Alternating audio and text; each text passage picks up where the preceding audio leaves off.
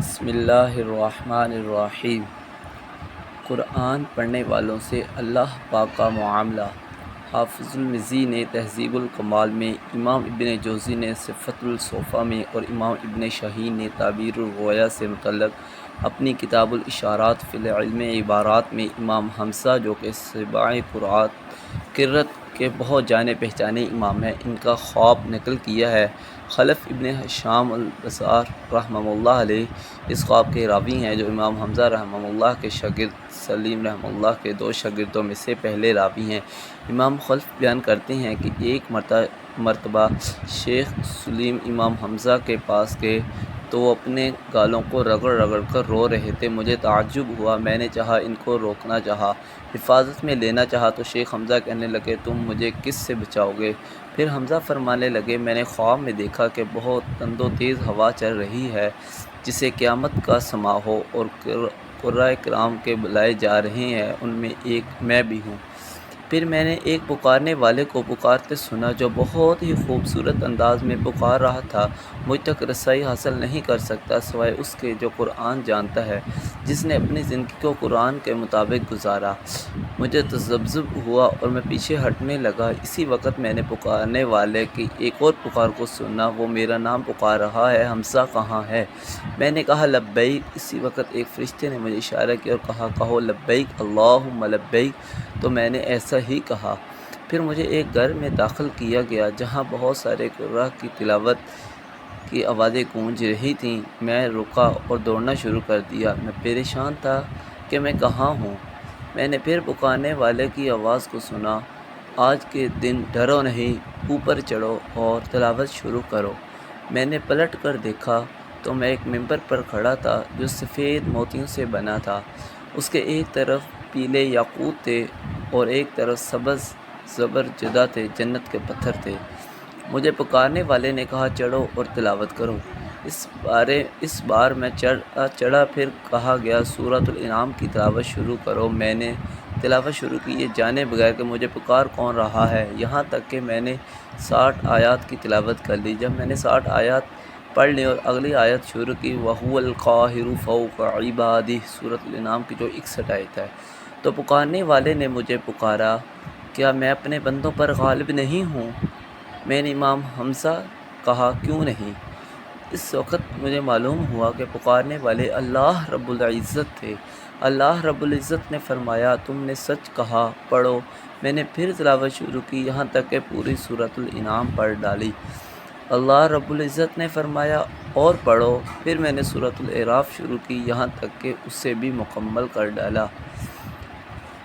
جب میں اعراف کی آخری آیت پر پہنچا تو میں نے سجدہ کرنا چاہا تو اللہ سبحانہ تعالیٰ فرمانے لگے محاسبے کا وقت ختم ہو چکا ہے، اب اسے رہنے دو۔ اللہ سبحانہ تعالیٰ نے پھر پوچھا تمہیں قرات کس نے سکھائی؟ میں نے کہا سلیمان یعنی اعمش نے۔ اللہ تعالیٰ نے کہا سلیمان نے سچ سکھایا، سلیمان کو کس نے سکھایا؟ میں نے جواب دیا یحییٰ نے۔ اللہ رب العزت فرمانے لگا یحییٰ نے سچ سکھایا، یحییٰ کو کس نے سکھایا؟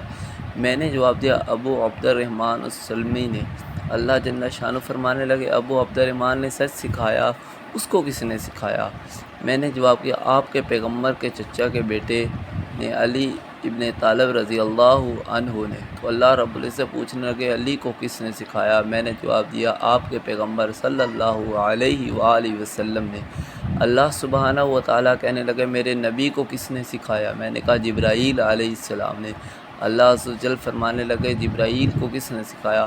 حمزہ فرماتے کہ میں یہ سن کر خاموش ہو گیا۔